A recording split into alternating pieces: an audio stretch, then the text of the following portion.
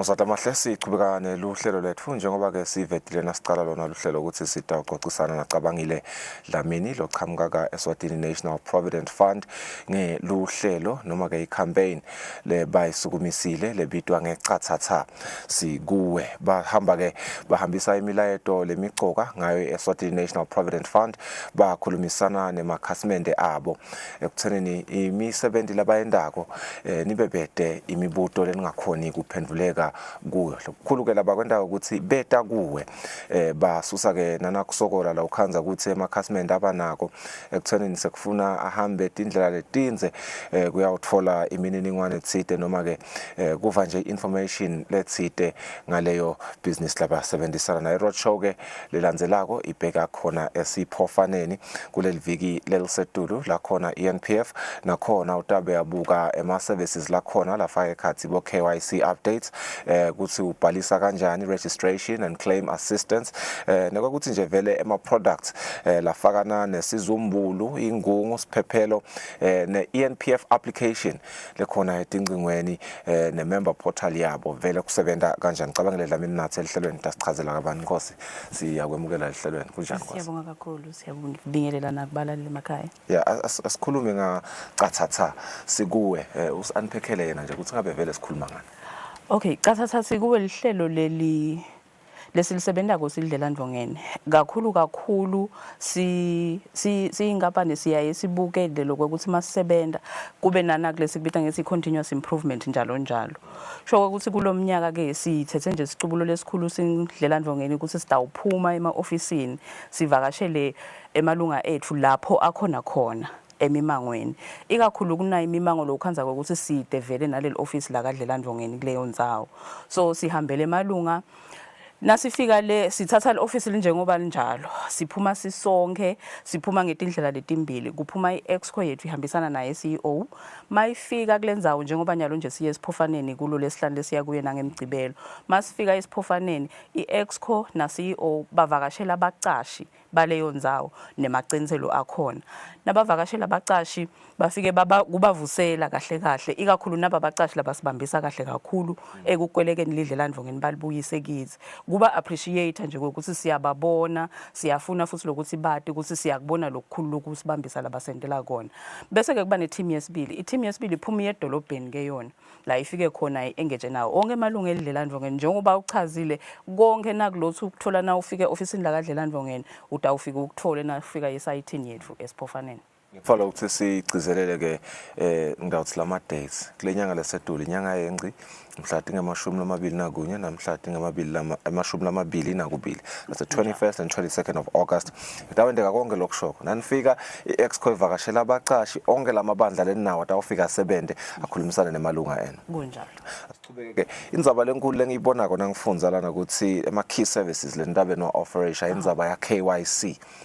nekubhalisa kumcoka lento ukuthi la malunga enu vele aqinisekise ukuthi le mininingwane the information na ENPF up to date kumcuka kakhulu kwekucala nje lesikucikelelako ngeke ukuthi sende KYC sifuna uhlale in touch with ukuthi iaccount yakho ime njani kaDlela Ndvongeni mangakubuta nje noma uyayithola nje wena SMS ya kaDlela Ndvongeni lokusho ukuthi wamenda KYC uyakubona ukuthi uhlala wadi ukuthi imali yakho time kanjani nangabe kukhona lokungahambi kahle sobona seyiyancipha noma sekwendakalana utawubona ukuthi kukhona lokungasahambi kahle uconnect inzalo office la kaDlela Ndvongeni lokwesibili ke lokukhulu lesikucikelelako ngalo KYC kunemalunga ethu lo ukhanza ukuthi kunekucubana mhlambe kwebaqashi encenye wasebenta kulenye indzawo usebenzisa lipazi naso ufika sowucashwa kumcashi wesibili sowusebenzisa iID sine sitawucabanga ukuthi bamhla babili laba kani ngumuntu munye so KYC ukusita lapho ukuthi sikubute ukuthi usebente kuphi nakuphi simake sure ukuthi lo lokuvela ku-account yakho kuhambisana nalokuvele lokungiko in reality kulokunye ukhanza ukuthi kunekucubana kwemapasi kunekucubana kwetimali nani sifike sikline konke lokho and lokho kukusita ukuthi sikline usenesikhathi nawe usesemoyeni ukuthi ukuthi uyasibambisa ku clean Yeah. ngoba mhlazana sowutofuna imali yakho thina sesikutshela ngeclean kube sekuba likhuni kakhulu emalungeni ethu ujaka imali yakhe so unesidingo thide thina sithi no asiqale ngeclaim yes yes ngoba indzaba yema claims niyaveta lo ukuthi nayo indaba eniyiteka lapha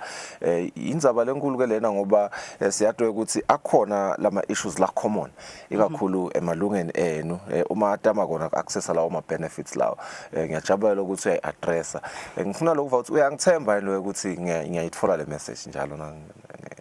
lechama ENPF ngiyakwethemba uyangithemba ngoba ngiyakwethemba mbukele ekhaya ncenje nami sengiyakubambisa uhlala uyitfola le message yasho die isho ligama lakho ENPF received isho leyo amount it's a state contribution for that particular month Chelana the latest one bethi July 2026 and then tshele ne balance bese kutshela nenombolo yaka ENPF longayishayela nangabe kushothi kunenkinga lohlangabetana nayo so uyabona ukuthi KYC ngamenda siyakubongela kakhulu encenye sikhulume ngemuntu kenyalo lo sengabhalisi na ENPF angeta yini kule roadshow afika khona ekubhalisa. Yes, uteka lemcoka kakhulu ke. Lokunye lokumcoka ngale campaign yethu yaqathatha. Sikuthata emalunga, si discover ukuthi kunemalunga la kacaciseleki ngeke ubhalisana kwendekeni kaDlelani Mvongeni. Kukhona laba lababhalisa via umcashi njengawe, ukuthi ngumcashi lo takubambela le mali akulethele kaDlelani Mvongeni. Kube khona nangiloti sebendako. Lo ungabi clear ukuthi ngabe mina ngingeta yini nobe cha sifike sibachazele konke ke ba emalunga ethu nalabo labafuna kuba ngemalunga eDlelani Mvongeni uyakhona ukubhalisa wena directly nangabe nje uyadisebenza ngusomabhizinisi lomncane noma unesiphaza noma unani uvumelekile na ungazange so ube neaccount ka ENPF sitawufike siku-register on site sikucacisele naloko ukuthi ubhadala kanjani ke now that you are registered with ENPF. Lokukhulu ke umbuto nje labantu buta wona naba lababukela ko labathi batawu kuta isiphofaneni batawuthi nabo baba nani kulomsebenzi kufuna baphathe ini. Lokukhulu kakhulu lesicela ukuthi emalunga akuphathe kuba iID yakho nelicingo. Konke lesikwendako kwendeka ngale tinfo letimbili. Okay. Ikakhulu nangabe ufuna iApp ufuna ukuhlola iaccount kude lokwendlula kulokubili in general. But sekunanaba ke utawukhanza ukuthi unesifiso sekutofaka sicelo semali. Loyo ke sekutawudependa ukuthi ufaka sicelo sini semali. Le age lengiyona ivamile kakhulu uphatha le ID nelicingo lakho nebank statement.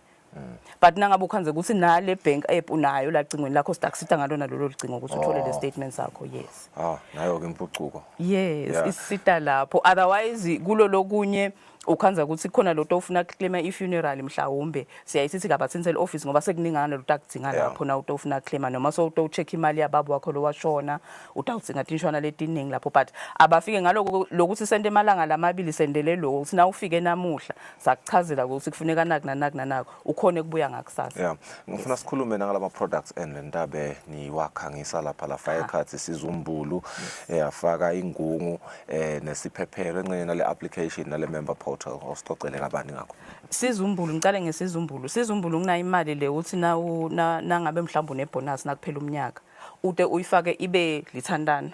yes uvumelekile ukwenda lokho ungakwenda via umcashi wakho noma utifakele wena directly ka ENPF lokho kukusita ngithi ukhulisa isikhwama sakho basically saka ENPF because leyo mali leyo itakutalela kufanana nanayo lethathwa ngumcashi ayilethe kaDlelani Mvongeni bese ingungu lapho khona lona lo sebendako uyaticelela kumcashi wakhe ukuthi ngetulu kwana imali lebanjwa le statutory akube khona lokuncane lengitibekela kona ngibekele likusasa lami ngiyabekisa ungachuza ukuthi ufaka 200 emalangeni noma 500 emalangeni over and above le statutory contribution yingungu ke leyo iqhamuka nayo via umcashi